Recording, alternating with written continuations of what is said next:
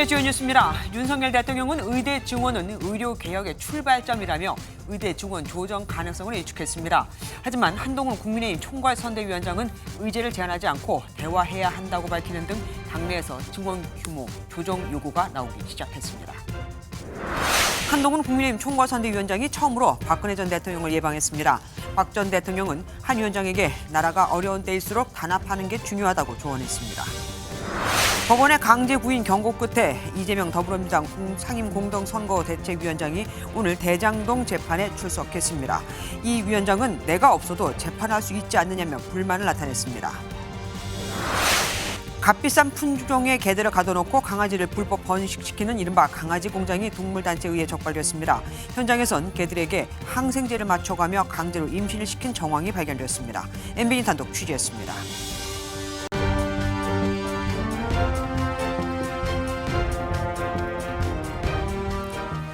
정부가 미복귀 전공의에 대한 면허 정지 처분을 유예하면서 먼저 손을 내밀었지만 전공의들은 무대응으로 일관하고 있습니다. 윤석열 대통령이 다시 한번 의료계를 향해 대화에 나설 것을 촉구하고 의료계와 협의체 구성에 나선 한덕수 국무총리가 처음으로 의료계 관계자들을 만났지만 집단행동 당사자들은 빠진 반쪽짜리였죠.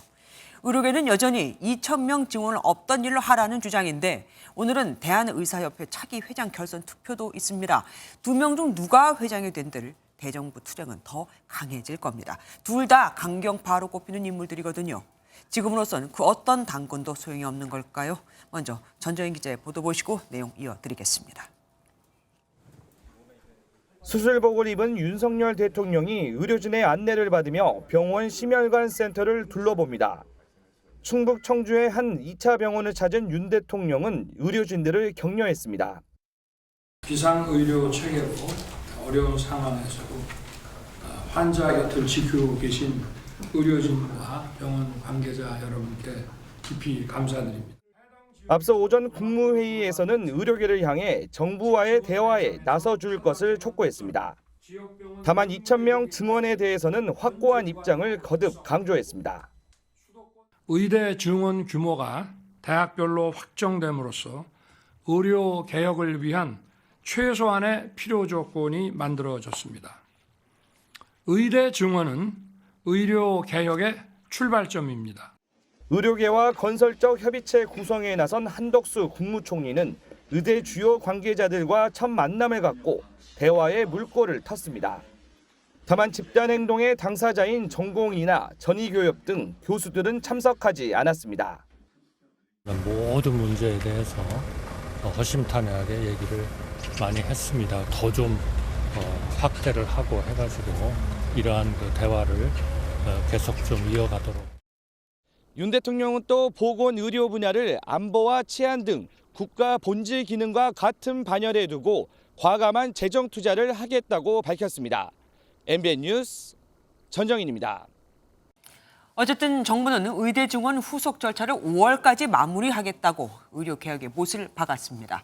진료 지원 간호사라고 하는 PA 간호사는 의사의 역할을 일부 대신해 왔는데 정부가 이들도 1,900명을 증원하는 동시에 제도화를 위한 조치에도 나서기로 했습니다. 한유혜 기자가 보도합니다.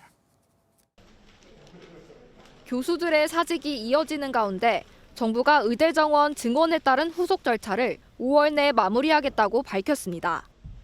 2,000명 증원을 결정해 학교별 배정을 확정한 만큼 내년도 입시에 차질이 없게 반영한다는 계획입니다. 대학 입학 전형 반영 등 후속 절차를 차질 없이 진행하고 있습니다. 정부는 5월 내로 후속 조치를 차질 없이 마무리하겠습니다. 수술장 보조와 검체 의뢰 등의 역할을 하는 진료 지원 간호사인 PA 간호사에 대한 법적 제도화도 추진됩니다. 현재 5,000명의 PA 간호사가 활동하고 있는 것으로 알려졌는데 정부는 앞으로 1,900여 명을 더 늘릴 것이라고 밝혔습니다. 이달 중으로 수술과 외과 등 4개 분야에 대해 교육과 훈련을 돕는 프로그램을 제공하고 앞으로 심혈관과 신장투석 등 교육 훈련 프로그램을 제공해 시범 사업 운영에 내실을 다질 계획입니다. 정부가 의료개혁에 박차를 가하며 교수들을 향해서도 대화에 나서달라고 설득했지만 오늘도 교수들의 사직 움직임이 이어졌습니다. 성균관대 의대교수 비상대책위원회도 회의를 통해 오는 28일까지 자발적으로 서명한 교수의 사직서를 제출할 예정입니다. 이런 분위기 속에 정부는 의료계 사이에서 비난과 압박을 당하는 전공의를 위해 운영하고 있는 전공의 보호센터 대상을 교수로까지 확대할 방침입니다.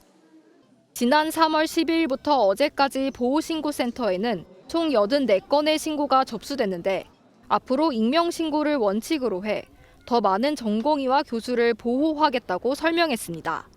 MBN 뉴스 한여입니다. 하지만 당의 생각은 조금 달라 보입니다. 한동훈 국민의힘 총괄선대대책위원장은 의대 정원 문제는 의제를 제한할 문제가 아니라고 했거든요. 의대 증원 규모까지도 논의 테이블에 올릴 수 있다는 유연한 입장인 건데 대통령실의 확고한 2,000명 증원 방침과는 다른 거죠. 안철수 공동선대위원장도 2,000명 증원을 고집하지 말아야 한다, 재검토해야 한다고 했습니다. 어떻게든 의료개혁은 완성해야 한다는 정부와 선거가 급한 당, 정태진 기자가 취재했습니다. 전국 의대 교수협의회와 만나 의정 갈등 중재자 역할을 자임한 한동훈 위원장이 한 발 더 나아갔습니다.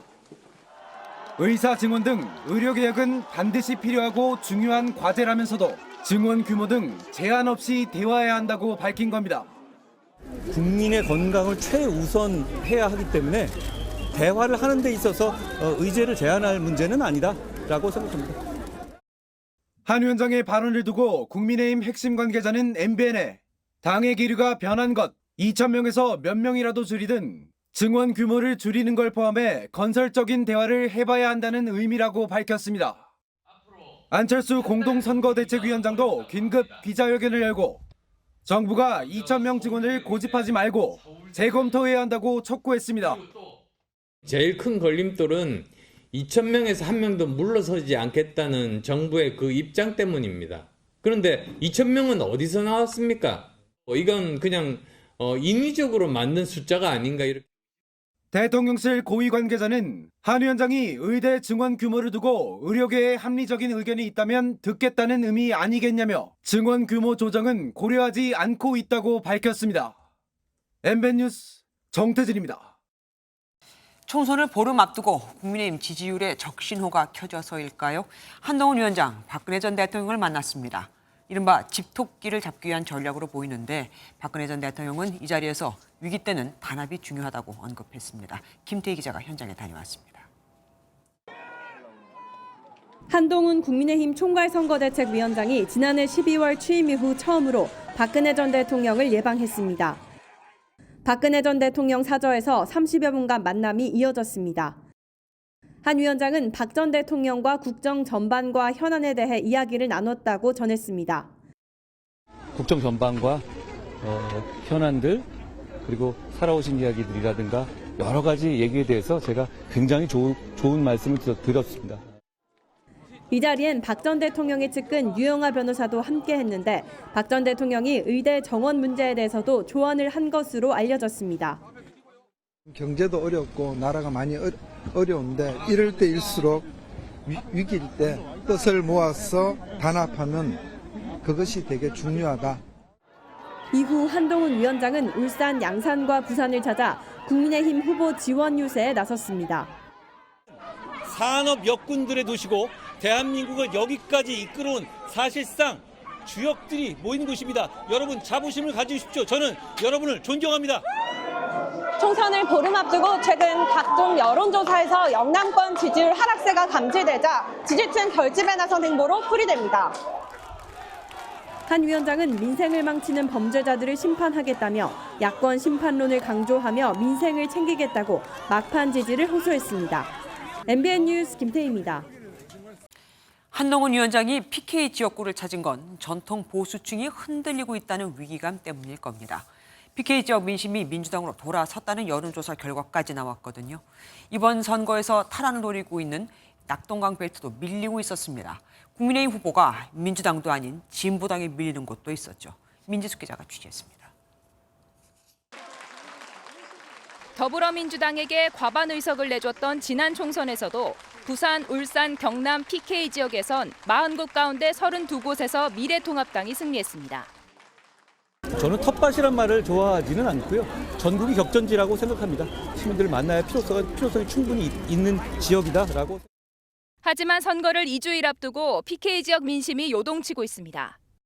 이곳에서 국민의힘 지지율은 2주 연속 떨어지고 민주당 지지율은 오르면서 결국 두 당의 지지율이 역전됐습니다. 정권 심판론이 강해지기 때문에 그 영향을 받았다고 볼 수가 있죠. 이종섭 호주 대사의 그 공정에 관한 문제가 좀 큰 영향을 미쳤다고 보고. 지난 총선에서 여당이 승리했던 지역에서도 가상 대결에서 야당 후보가 앞서고 있습니다. 최근 한 여론조사에서 부산 해운대갑에서는 민주당 후보가, 연제에선 진보당 후보가 각각 국민의힘 후보를 앞서고 있는 것으로 나타났습니다.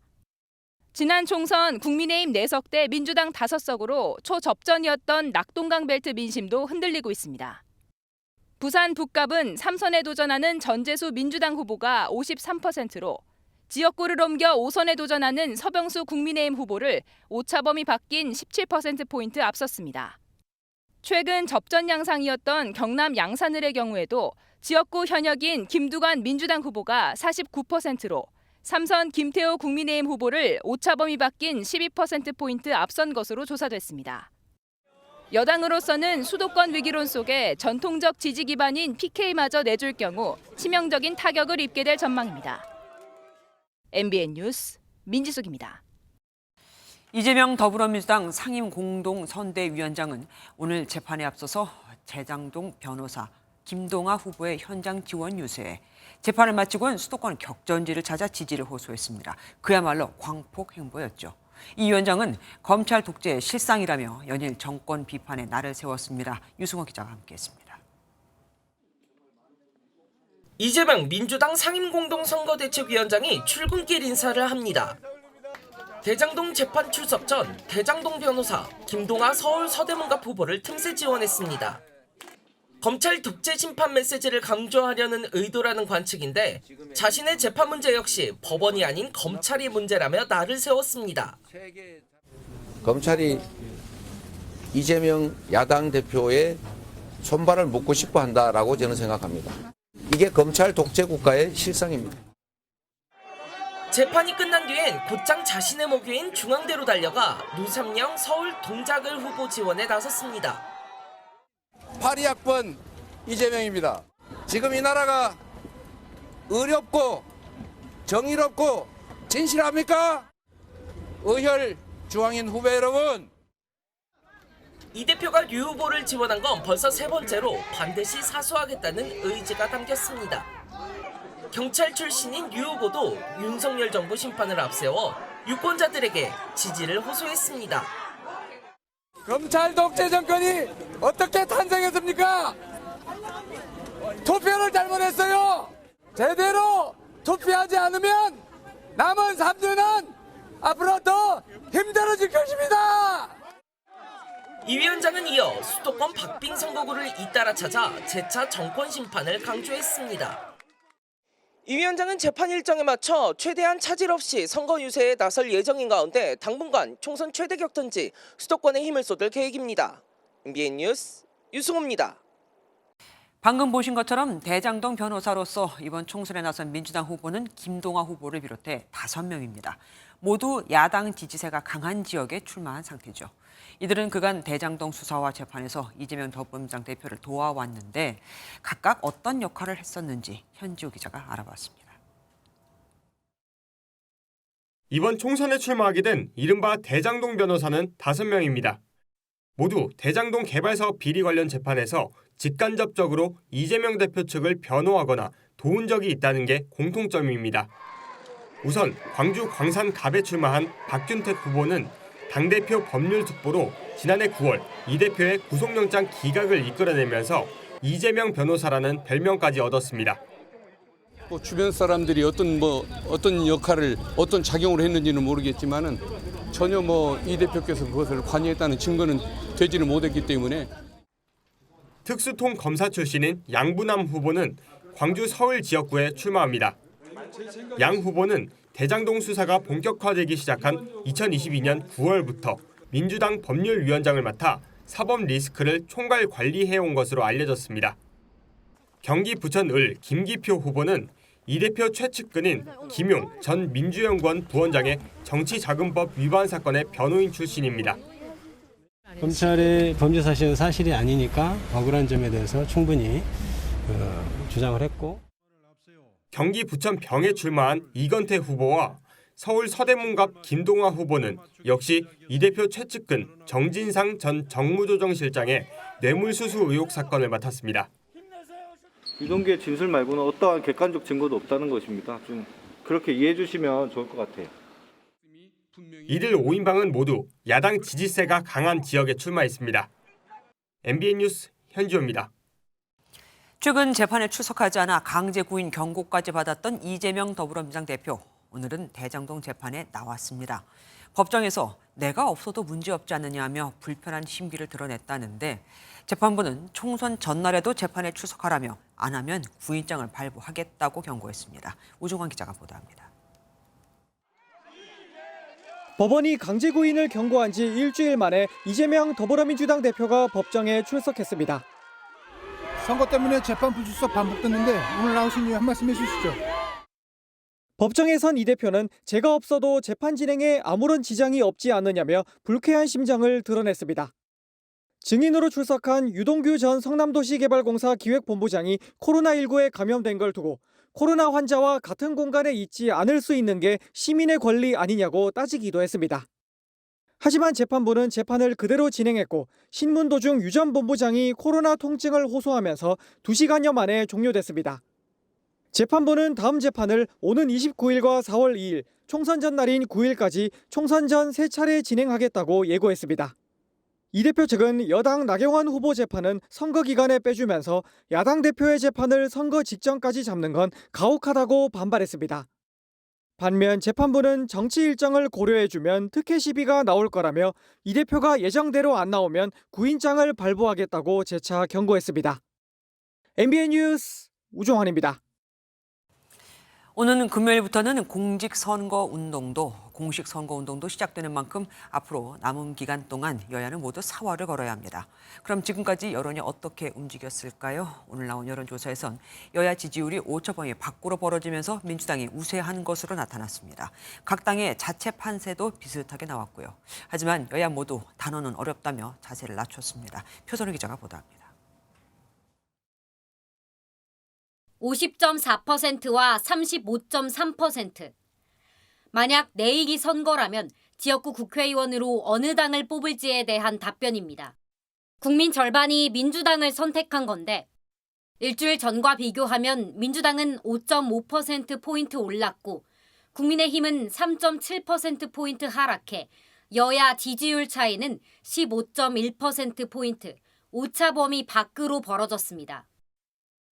각 당이 보는 판세도 크게 다르진 않았습니다.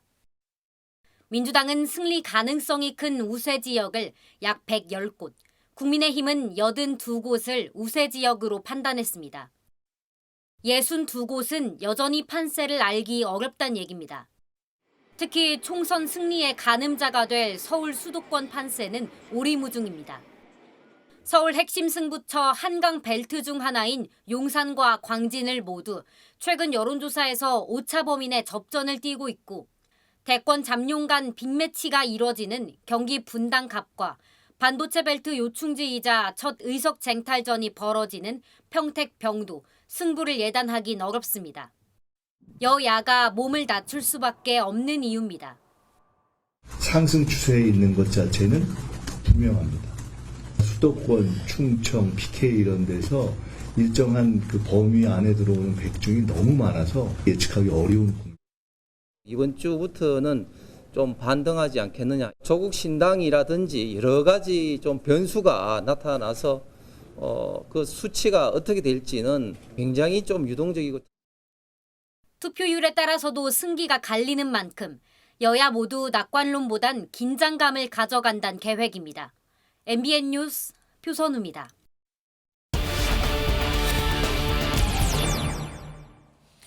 총선을 보름 남겨두고 선거의 막판 변수는 뭐가 있을까요? 김정 기자와 뉴스 추적해보겠습니다.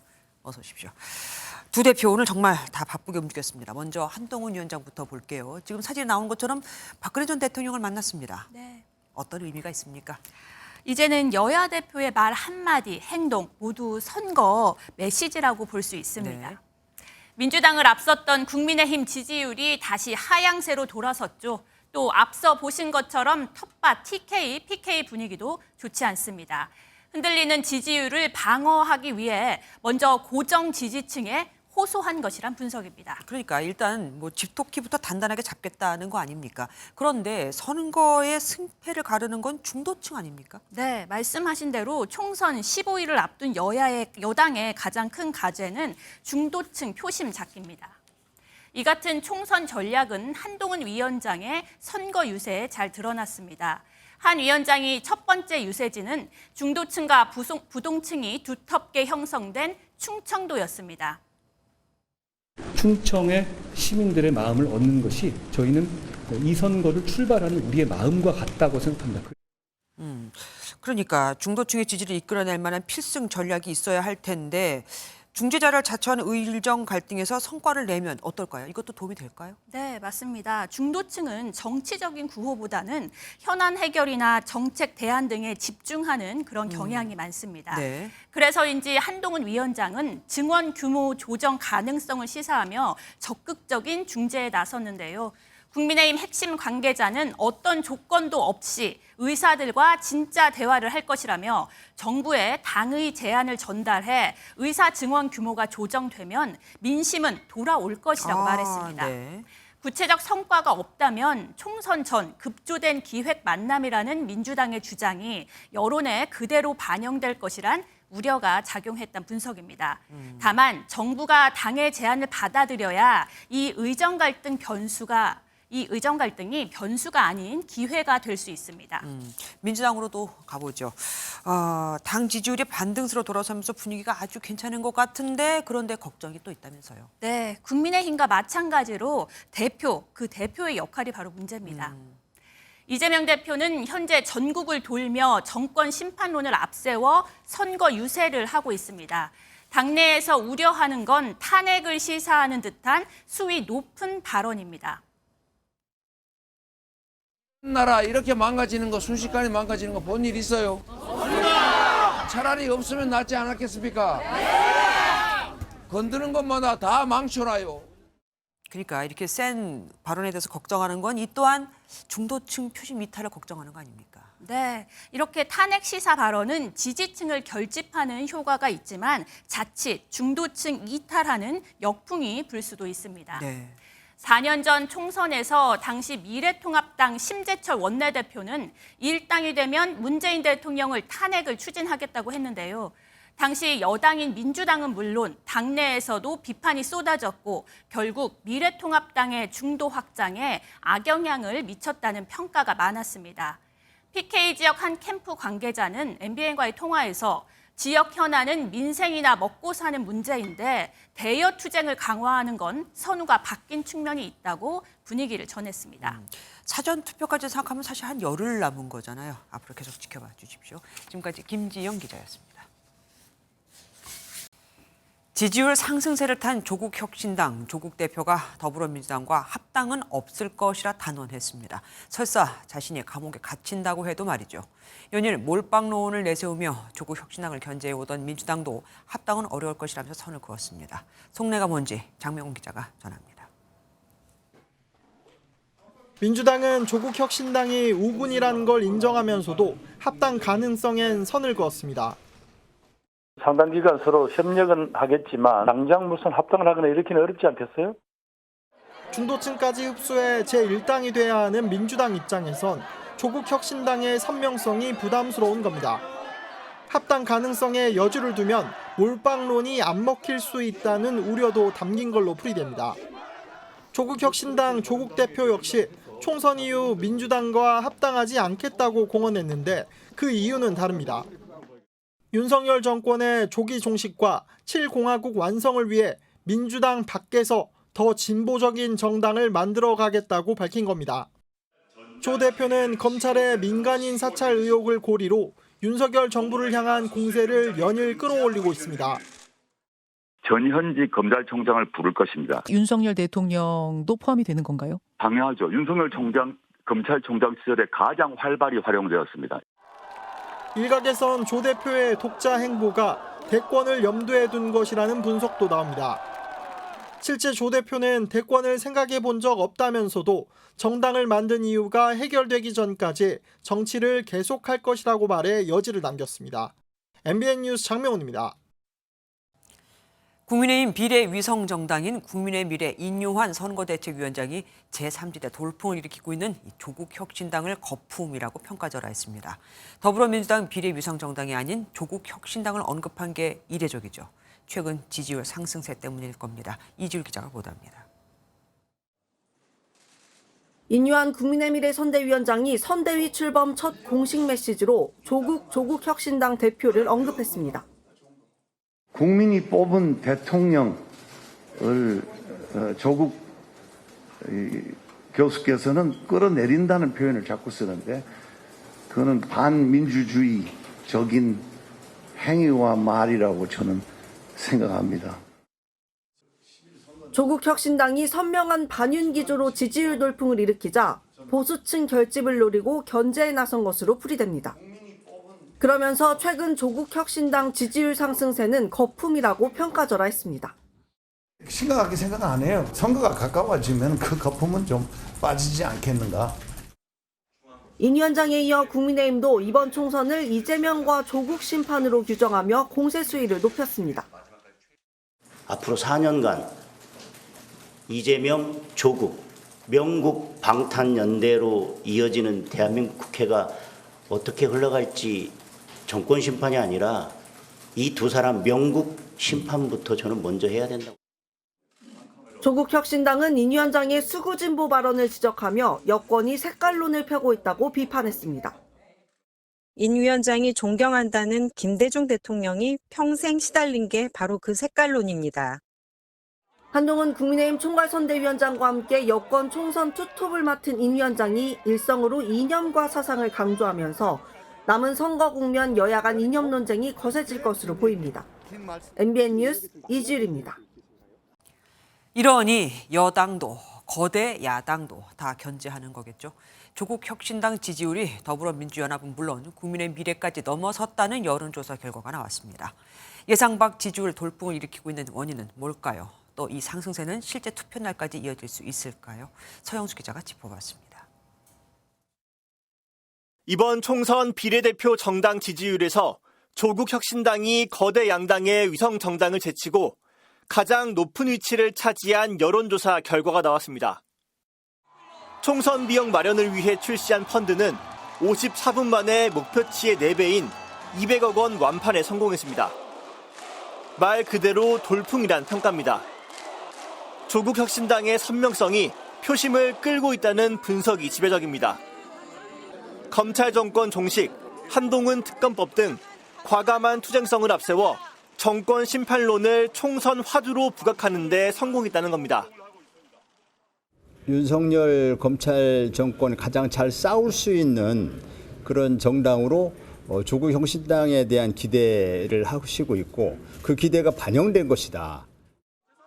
여기에 민주당 공천 과정에서 실망한 진보층도 일부 흡수한 걸로 보입니다. 정권 심판론을 해야 됨에도 불구하고 민주당이 마땅치 않았던 사람들이 대안을 못 찾고 있었단 말이에요. 근데 대안을 발견한 거예요. 다만 이 지지율이 총선 당일 투표장으로 연결될지에 대한 의견은 엇갈립니다. 지난 21대 총선 직전 진행된 각종 여론조사에서 10% 이상의 지지율을 기록했던 열린민주당은 실제 투표에선 5%대의 득표를 얻는 데 그쳤습니다. MBN 뉴스 서영수입니다. 오고 가는 언제 매일 여의도는 전쟁 중 Talk to me. 총선 톡톡 시간입니다. 국회팀 이병주 기자와 함께합니다. 어서 오십시오. 이 기자, 대파 갑 논쟁이 여전합니다. 네, 이번 논란 지난 18일 윤석열 대통령의 발언에서 사실 시작이 됐습니다. 네. 물가 점검차 서울 양재 하나로마트를 찾은 대통령이 875원이라는 가격을 보고 이 가격이면 합리적인 것 같다 이렇게 말을 했는데요. 이후 야권을 중심으로 대통령 방문에 맞춰서 가격을 낮췄다. 또 대통령이 현실 물가와 동떨어진 이야기를 했다. 이런 지적이 이어지고 있습니다. 단순한 여야 공방만뿐 아니라 진실 공방까지 이어지고 있어요. 네, 경기 수원정에 출마한 국민의힘 이수정 후보가 875원은 한 뿌리를 이야기한 것일 수 있다면서 대통령 옹호에 나섰습니다. 그거는 한 뿌리 얘기하는 겁니다.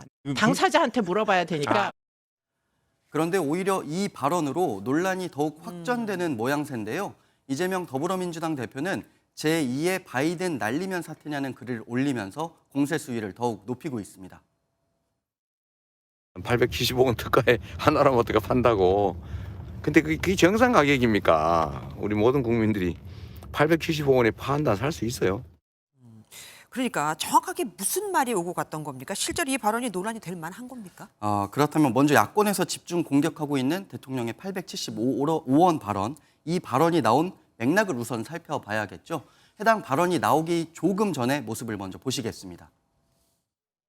저희 하나로마트는 이렇게 하는데 다른 데는 이렇게 싸게 먹고 사기 어려울 거 아니에요.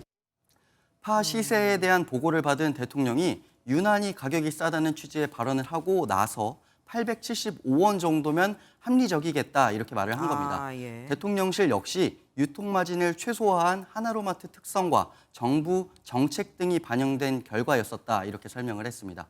정부는 주요 유통사들이 농축산물에 과도한 이윤을 남기고 있지는 않은지 점검하면서 물가 안정에 최선을 다한다는 입장도 밝혔습니다. 물가가 표심과 직결된 만큼 여야 모두 다 사활을 거는 것 같습니다. 다음 주제 보겠습니다. 엄중 경고, 아무래도 선관위에서 한 거겠죠? 네, 맞습니다. 서울 도봉갑에 출마한 안규령 민주당 후보에 대해서 선관위 행정 조치가 나왔습니다. 안 후보 지난 21일 도봉구 선관위로부터 마이크 사용 부주의와 관련해 서면 경고를 받았다는 사실을 직접 밝혔는데요. 네. 지난 17일 한 언론을 통해 선거 운동복을 입은 채 마이크를 들고 잘 부탁드린다고 말한 사실이 알려지면서 선거법 위반 의혹이 불거졌습니다.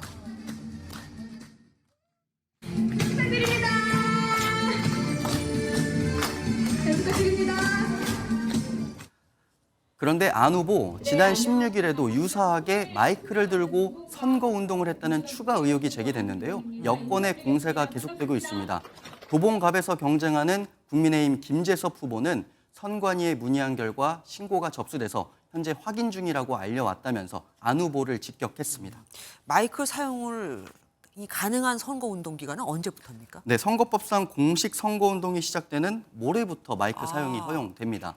이번 총선을 뛰는 여야 대표도 관련해서 고발된 상태인데요. 한동훈 국민의힘 위원장은 지난 21일 윤재옥 원내대표 지원 유세에서 또 이재명 민주당 대표는 최근 현장 유세에서 기자회견 형식으로 선거운동을 한다는 의혹이 제기됐습니다. 선관위는 아직 두 사건을 조사 중이라고 밝혔는데 안규령 후보 사례 비춰보면 조만간 판단이 나올 것 같습니다. 예, 이병주 기자와 총선 톡톡 함께했습니다. 고맙습니다.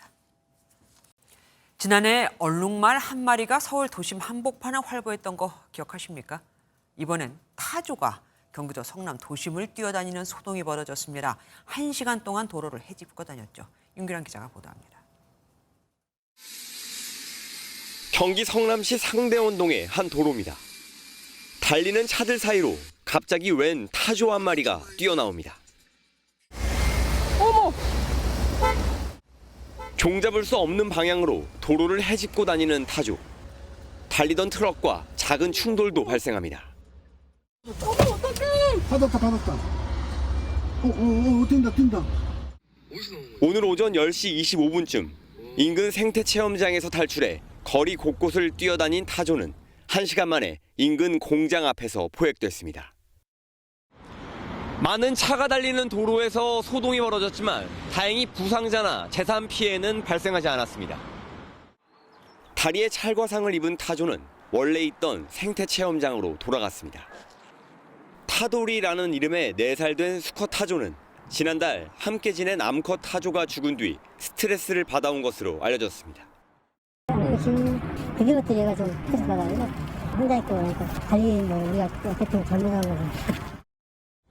지난해 3월엔 동물원을 탈출한 얼룩말 한 마리가 서울 도심 한복판을 2시간 동안 활보하다 생포된 소동도 있었습니다.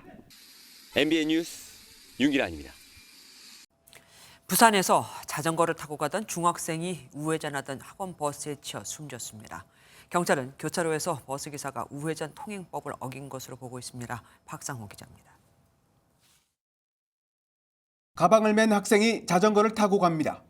인도에서 차도로 나가려는 순간 우회전하던 학원 버스에 치여 쓰러집니다. 끔찍한 사고에 주변에 있던 사람들이 놀라 뒷걸음질 칩니다. 사람이 많으니까 차도로 가서 뒤로 가려고 가면서 버스랑 같이 막 부딪혀서. 사고를 당한 중학생은 병원으로 옮겨졌지만 끝내 숨졌습니다.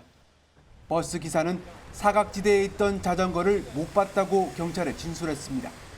사고 당시 버스의 전방 신호는 빨간불, 진행 방향의 건널목 신호도 빨간불이었습니다.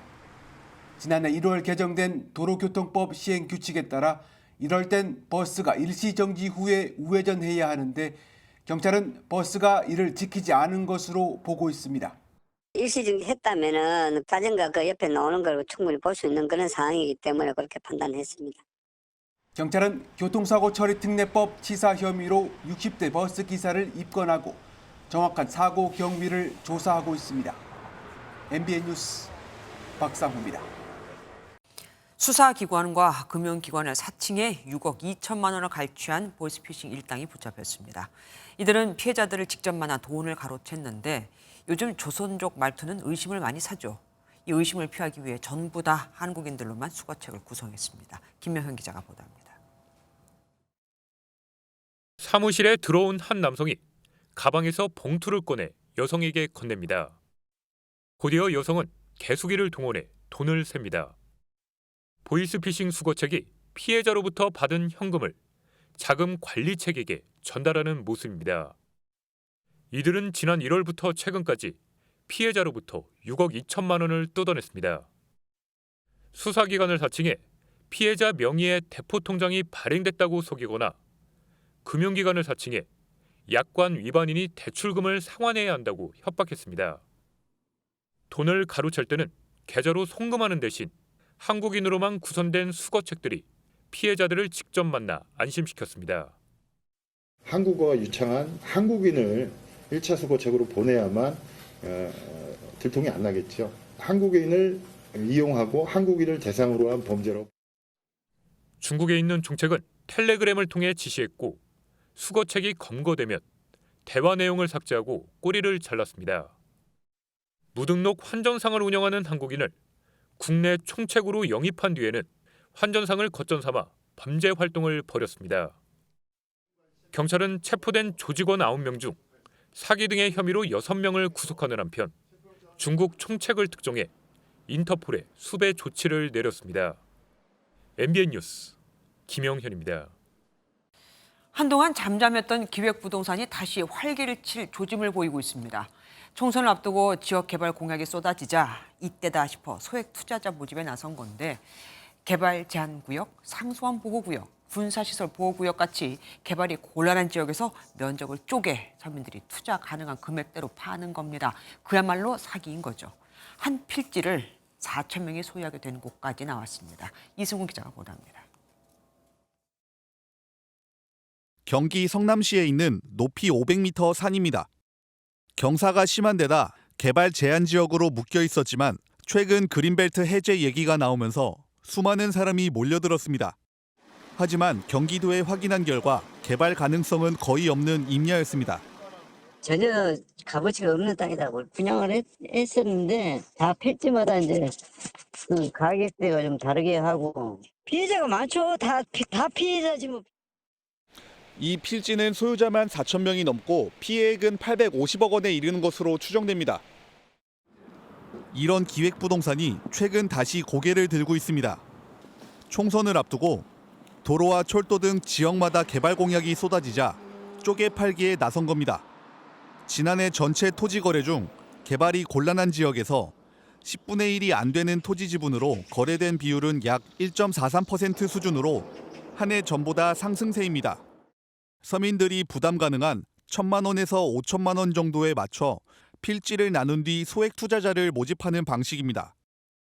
접수된 이번 의심 사례에 대해서는 향후에 부동산 거래 정보 등을 종합 분석해서 전국 단위 기획부동산 조사 시에 활용할 계획이고요. 국토부는 6월 말까지 집중 신고 기간을 운영하고 국세청과 협조해 부동산 시장 교란 행위를 단속할 예정입니다. MBN 뉴스 이승훈입니다. 작년 5월 중국에서 갑작스럽게 체포돼 구금됐던 축구 국가대표 출신 손준호가 어제 귀국했습니다. 당초 중국은 승부조작, 뇌물수수를 조사해온 것으로 알려졌는데 실제로 죄가 있었다면 놔주지 않았을 거란 관측이 우세합니다.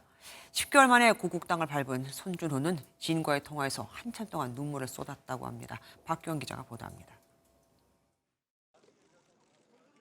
카타르 월드컵에 출전했던 국가대표 출신 손준호는 중국 리그에서 활동하다 작년 5월 갑작스럽게 체포돼 구금 상태에서 조사를 받아왔습니다. 이유도 영문도 모른 채 10개월, 어제 귀국한 손준호는 박문성 축구해설위원과의 통화에서 많은 이들의 관심 덕에 돌아올 수 있었다며 눈물을 쏟은 것으로 알려졌습니다. 계속 우니까 다독이다가 뭐 그냥 괜찮다고 잘 그냥 힘내라고 이렇게 하다가 그러면 이제 다 끝난 거냐 그랬더니 이제 다 끝났다고 그러면 너무 잘 됐다고. 당초 중국 당국이 비국가 공작 인원 수뢰죄를 적용하면서 손준호가 승부 조작 혹은 뇌물수수에 연루됐다는 가능성이 제기됐습니다. 손준호 측은 현재 승부 조작에 관련해서는 무혐의가 확실한 상황이라고 강조하고 손 선수가 안정되는 대로 추가 설명 자리를 가질 계획이라고 밝혔습니다.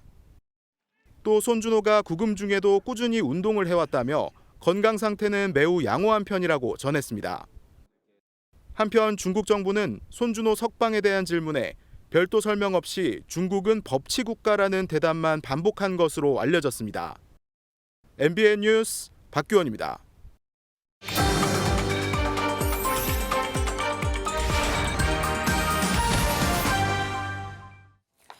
값비싼 품종의 개들을 강제로 새끼를 갖게 해 강아지를 생산해온 이른바 강아지 공장이 동물단체에 의해 적발됐습니다. 자치단체가 해야 할 일을 대신 해준 거죠. 새진 동물보호법에 맞춰서 단속을 강화한다고 하지만 아직은 말뿐인가 봅니다. 강세훈 기자가 단독 취재했습니다. 전북 진안군에 있는 한 농장입니다. 썩은 악취가 풍기는 내부에는 개 수십 마리가 좁은 철창 안에 갇혀 있습니다. 임신한 개부터 갓 태어난 새끼도 보입니다. 현장에선 이렇게 주사기도 발견됐습니다. 번식견에게 항생제를 맞춰가며 자가 진료하고 강제 교배할 때 사용된 것으로 보입니다. 수컷의 정액을 추출해 강제로 암컷에게 주사했다는 얘기입니다. 농장 밖에선 병든 개들이 발견됐습니다. 새끼만 낳다가 버려진 것으로 추정됩니다. 이 사육장 환경이 어떻다고 보세요? 많이 위험하다고 봐요. 인생은 많이 좀. 이 농장은 1년 전부터 운영됐는데 동물단체에 의해 적발됐습니다.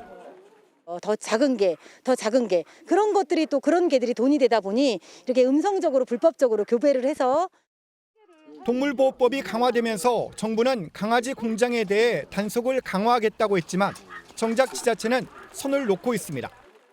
솔직히 바빠서 이것저것 신경 쓸 일이 많죠. 사업도 해야 되랴 동물단체는 구조된 개들을 보호소로 옮기고 농장업자를 경찰에 고발할 예정입니다. MBN 뉴스 강세훈입니다. 미국 볼티모어 항구에서 선박이 교각과 충돌해 다리가 무너졌습니다. 새벽 시간대였지만 그래도 오가는 차들이 있었죠. 최대 20명이 물에 빠졌습니다. 최희지 기자입니다. 볼티모어 항을 출항한 대형 컨테이너 선박이 교각과 정면으로 충돌합니다. 배에 시뻘건 불이 붙고 곧이어 검은 연기도 피어오릅니다.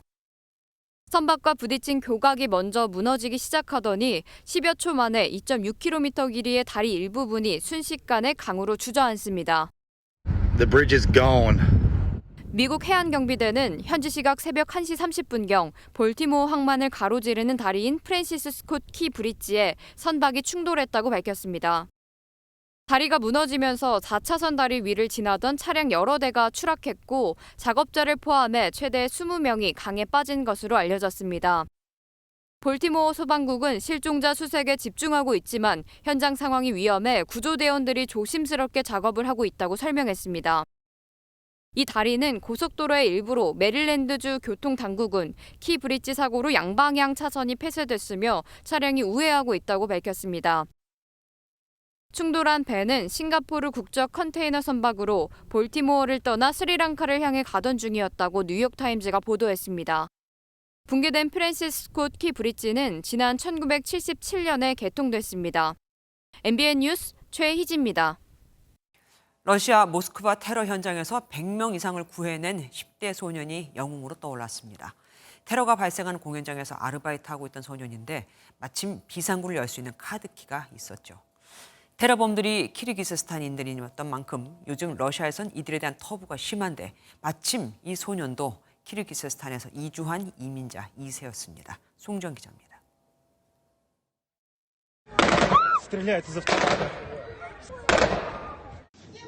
우왕좌왕하는 사람들 속에서 한 소년이 다급하게 소리칩니다.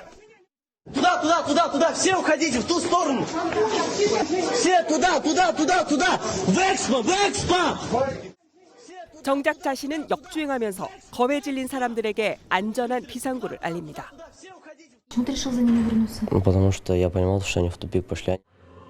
우리나라로 중학교 2학년에 해당하는 이 소년은 키르기스스탄에서 러시아로 이주한 부모를 둔 이민자 2세입니다. 테러 당시 모스크바 크로커스 시티홀 공연장 외투 보관소에서 아르바이트 중이었습니다. 당시 테러범들이 점령한 정문을 피할 비상구는 건물 카드로만 열 수 있었는데 마침 아르바이트생인 소년에게 카드가 있었습니다. 테러 발생 4일째, 푸틴 대통령은 처음으로 급진 이슬람주의자 소행을 인정했지만 여전히 우크라이나 배후설은 유지했습니다. Это злодеяние может быть лишь звеном в целой серии попыток тех, кто с 2014 года воюет с нашей страной руками неонацистского киевского режима. 이 발언은 우크라이나전에 집중하다 허를 찔린 푸틴 대통령의 전략이란 해석도 나옵니다. The attack was not prevented. So that goes against this whole argument of Putin that, under him Russia is going to be stable and safe. So clearly not stable, not safe. 이번 테러로 사망자는 139명으로 늘었고 부상자는 182명으로 집계됐습니다. MBN 뉴스 송주영입니다. 지난해 중국 대학생들 사이에선 취업난을 한탄하며 졸업가운을 입고 죽은 듯이 사진을 찍는 게 유행이었습니다. 그런데 요즘은 잠옷을 입고 출근하는 게 화제입니다. 막상 취업을 하긴 했는데 월급은 적고 이런 많은 그 불만을 표출하는 겁니다. 베이징에서 윤석정 특파원이 전화 왔습니다. 한 여성이 자신의 SNS에 올린 출근 복장입니다. 파자마 차림에 갈색 스웨터 드레스를 입고 슬리퍼를 신은 게 동네 마트에 가는 듯한 행색입니다. 然后领导说我穿得恶心，找我谈过好几回话了，就说我注意点公司形象，就说换几身体面点的衣服。 그런데 이후 중국 SNS엔 너도 나도 회사에 대충 입고 출근하는 영상들이 올라오기 시작했습니다. 이른바 역겨운 출근복 릴레이입니다. 중국은 지난해 6월 청년 실업률이 사상 최고인 21.3%를 기록한 뒤 통계 발표조차 중단할 정도로 극심한 취업난이 계속되고 있습니다. 이런 악조건을 뚫고 취업에 성공했지만 적은 급여와 많은 업무량에 지친 중국 젊은 세대들이 이런 식으로 불만을 표출하는 걸로 해석됩니다. 为什么年轻人上班不愿意精心打扮了？上班穿丑衣服的年轻人真的啥也不在乎吗？或许通勤时间受限是许多年轻人不愿意精致打扮的原因之一。 여기에 코로나 팬데믹을 거치며 앞날에 대한 불확실성이 커져 승진이나 출세보다는 지금 당장 편안함이 우선이라는 사회 분위기도 반영됐다는 분석입니다. 베이징에서 MBN 뉴스 윤석정입니다. 국내 1위 대형마트인 이마트는 지난해 사상 처음으로 적자를 기록했죠. 이 이마트가 창사 31년 만에 첫 번째 대규모 희망퇴직을 고지했습니다. 지난 8일 회장직으로 승진한 정용진 회장이 꺼낸 첫 번째 수익성 개선 카드인데 직원들은 폐잔병 취급을 받고 있다며 반발했습니다. 정혜린 기자가 취재했습니다. 대형마트 선두주자인 이마트 매장에 가격 파괴와 초저가를 내세운 현수막이 내걸렸습니다. 쿠팡과 알리익스프레스 등 국내외 업체들이 공산품에 이어 신선식품도 서서히 장악하면서 상시 초저가 전략을 내세운 겁니다. 시금치 한 단에 1,980원, 계란 39에 4,980원 등 낮은 가격이 소비자를 유혹합니다. 이 같은 자구책에도 위기가 계속되자 대규모 희망퇴직 카드가 등장했습니다. 정용진 회장이 취임 직후 꺼낸 수익성 개선 대책입니다. 한채양 이마트 대표는 새로운 도약을 위한 이번 조치를 너그러운 마음으로 이해해 주시기를 간곡히 부탁한다고 직원들을 다독였습니다. 인력 운영을 효율화해 실적을 개선하려는 몸부림이지만 내부 충격과 상처는 깊습니다. 이마트 대표 교섭 노조인 전국 이마트 노동조합은 신세계를 국내 11대 기업으로 성장시킨 이마트 사원들이 이제 폐잔병 취급을 받고 있다고 비판했습니다. 단기적으로 보면은 비용 절감, 인건비 절감 등이 필요하겠지만 직원들을 활용한 다양한 서비스라든지 또 어떤 매장에서의 역할을 새롭게 부여함으로써 오프라인이 경쟁력 회복될 수 있기 때문에 신용평가사들이 이마트의 신용 등급을 하향 조정하는 등 국내 1위 이마트가 창사 31년 만에 최악의 위기 상황으로 빠져들고 있습니다. MBN 뉴스 정혜린입니다. 올겨울 유난히 잦은 비로 일조량이 평년의 80% 수준에 그치면서 농작물 생산량이 줄었고 이로 인해 과일값도 채소값이 크게 올랐죠. 기후변화가 우리 식탁에 큰 영향을 주는 겁니다. 그래서 MBN은 기상이변으로 인한 우리 먹거리의 변화를 집중 조명해 보려고 합니다. 그 첫 번째 순서는 전 세계를 비상 중인 우리 K김입니다. 김 또한 요즘 값이 무섭게 올랐죠. 고정수 기자가 이유를 알아봤습니다. 전국 김 생산의 약 80%를 차지하는 전남 해역입니다.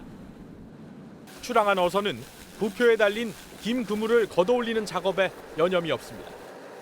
통상 김 생산 시기는 해상 양식 기준으로 10월부터 이듬해 5월까지입니다. 김 양식은 바닷물이 차가워질 때부터 시작해서 크게 수온이 오르기 전 수확합니다. 수온이 오르면 생산 가능 시간이 줄어드는 겁니다.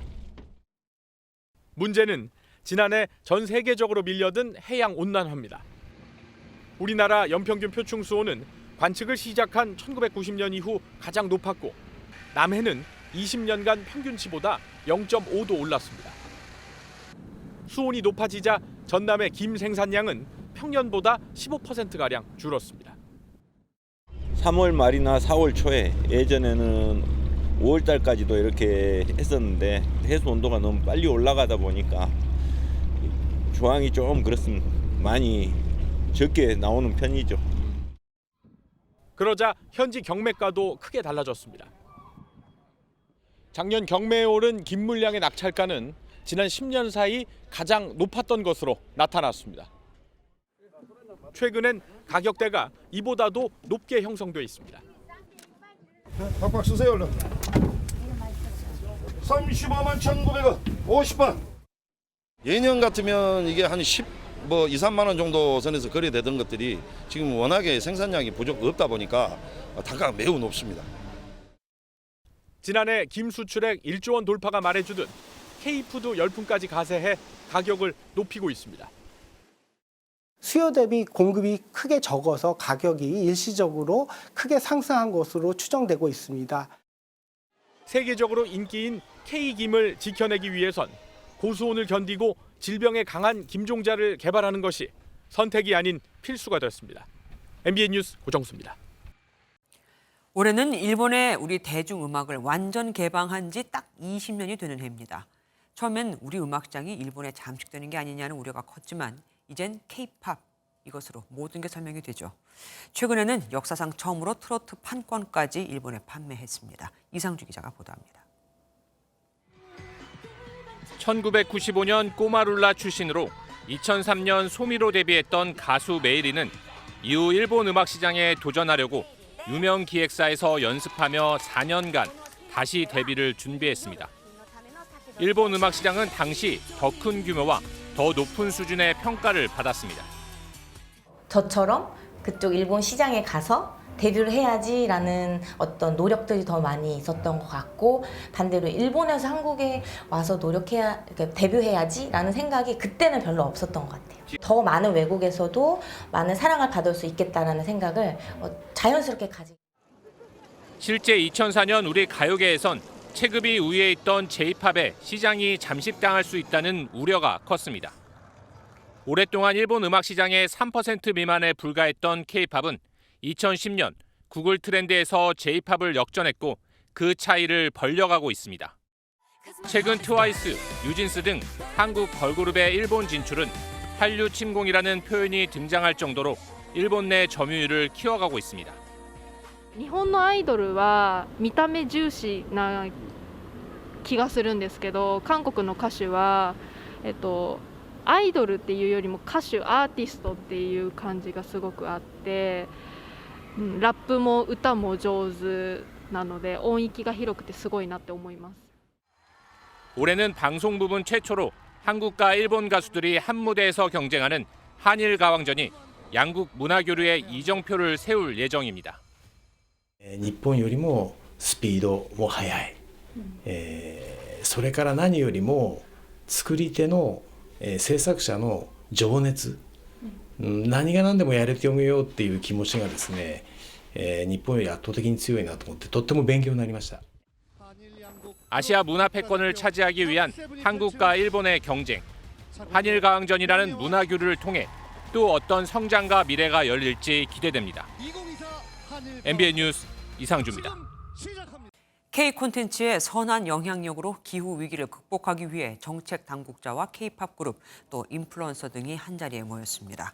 한국문화산업포럼과 사단법인 우리들의 미래는 서울 중구에서 지속 가능한 K 콘텐츠 포럼을 열고 기후 위기의 심각성을 널리 알리고 녹색 생활을 실천하며 탄소 중립에 적극 동참하겠다고 다짐했습니다. 스포츠 뉴스입니다. 10년지기 통역사의 불법 도박에 연루됐다는 의혹을 받은 슈퍼스타 오타니 쇼헤이가 억울함을 호소했습니다. 오히려 자신의 돈을 훔쳐 도박했을 뿐이라며 말로 표현할 수 없는 충격을 받았다고 말했습니다. 신영빈 기자입니다. 새로운 통역사와 함께 나타난 오타니. 전직 통역사 미즈하라 이페이가 불법 도박 의혹으로 해고된 후 처음 언론과 만나 심경을 밝혔습니다. 僕自身は、何かにかけたりとか、誰かに代わって、そのスポーツイベントにかけたりとか。 이페이의 도박 사실을 몰랐고 절도 피해를 당했다며 억울함을 호소했습니다. 正直ショックという、言葉が正しいとは思わないですし、今はそれを言葉にするのは、難しいなと思っています。 앞서 이페이는 오타니가 자신의 도박빚 60억 원을 갚아줬다고 주장하다 이를 번복했습니다. 메이저리그 규정상 오타니가 불법 스포츠 베팅에 연루됐다면 1년 자격 정지도 가능한 만큼 이를 막으려고 이페이가 말을 바꿨다는 의혹이 제기됐습니다. 언론 접촉을 피하던 오타니가 직접 해명에 나서며 수사에 적극적으로 협조하겠다는 의지를 보였지만 이페이가 어떻게 오타니의 계좌에 접근했는지 등이 밝혀지지 않은 만큼 당분간 의심의 눈초리를 피할 수는 없을 전망입니다. MBN 뉴스 신영빈입니다. 오늘 밤부터 내일 아침까지 짙은 안개를 조심하셔야겠습니다. 지면이 습한 가운데 밤사이 기온이 낮아지면서 내륙 곳곳으로는 가시거리 200m 미만의 안개가 끼겠습니다. 내일은 오늘보다 더 포근하겠습니다. 낮 동안 서울은 17도까지 오르는 등 대체로 20도 안팎까지 오르겠습니다. 단 경북 김천의 경우 아침 기온이 1도로 출발하면서 일교차가 매우 크게 벌어지겠습니다. 내일은 전국 하늘 가끔 구름 많은 가운데 바람이 강하게 불겠습니다. 중부지방 아침 기온은 서울이 5도, 낮 기온은 17도까지 오르겠습니다. 남부지방은 광주와 창원, 부산이 5도로 출발하겠고 낮 기온은 대체로 15도 안팎까지 오르겠습니다. 모레인 목요일에는 전국에 비가 조금 내리겠습니다. 이후로는 맑은 하늘 아래 일교차 큰 날이 많겠습니다. 내셨습니다.